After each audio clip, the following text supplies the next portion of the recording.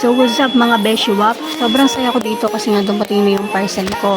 Kaya lang take note mga Beshiwap, hindi to free sample. Ito ay talagang binili ko para matry ko yung mga product na nasa TikTok showcase ko.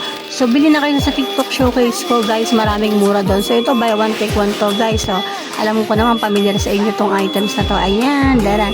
So itatry ko to kasi maraming nagsasabi, maraming feedback na maganda daw talaga sa balat to eh. So, ayan, buksan natin, no? Pero, ano nga pala mga Beshiwap, para ginamos na ako dito. So, talagang gagamitin ko na lang siya. Titingnan natin kung maraming sumpa o maraming libag-libag talagang maalis sa mukha ko.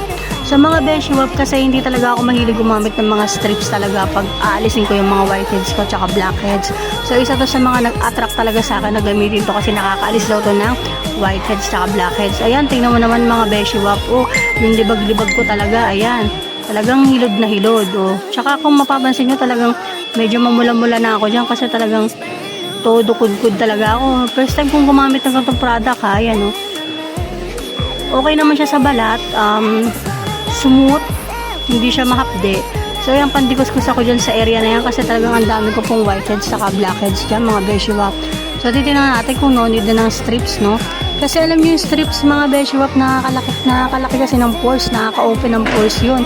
Kaya hanggat maaari talagang kung may ibang way na pagtanggal ng whiteheads saka blackheads, ito na lang yung gamitin nyo and then mura pa.